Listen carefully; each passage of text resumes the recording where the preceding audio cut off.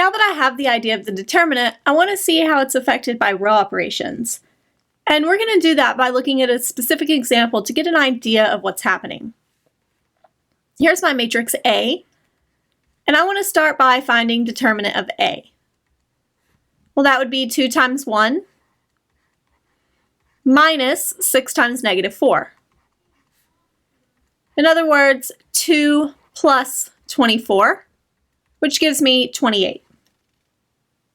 I now want to perform a row operation, and I'm going to perform the row operation 1/2 row 1. And I'm going to call this matrix B.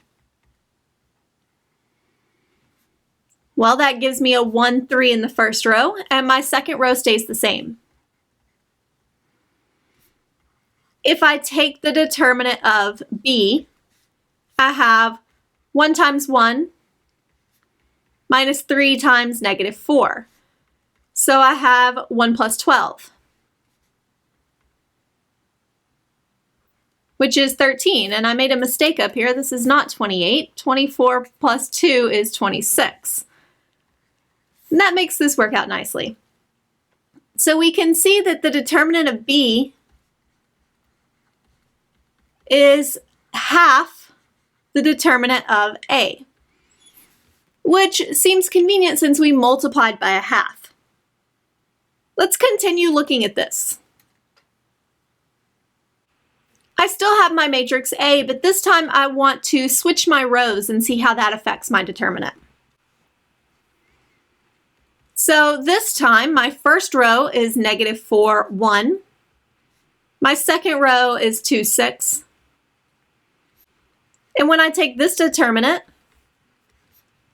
I have negative 4 times 6 minus 1 times 2. So minus 24 minus 2, or negative 26. So in this case, my determinant of B is minus the determinant of A. I just changed the sign on it. This time, I want to look at 2 row 1 plus row 2. My first row is going to stay the same. It's going to be a 2, 6. 2 times 2 is 4, minus 4 is 0. 2 times 6 is 12, plus 1 is 13. So when I take this determinant of B,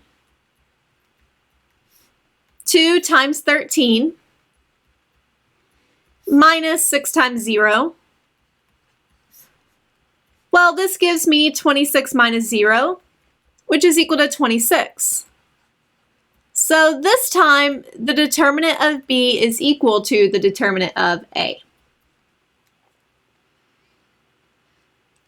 And while I looked at a specific example for all of these ideas do carry on.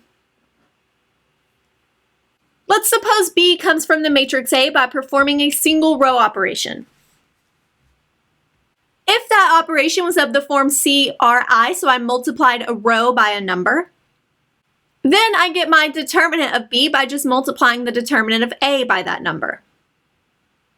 If I had used the operation to switch 2 of the rows, then that will change the sign on the determinants. And finally, if I add a multiple of one row to another, then the determinant remains the same.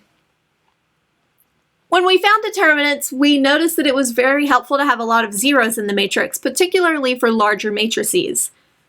And if we have a large matrix with not a lot of zeros, we can actually use these row operations in order to find our appropriate determinant.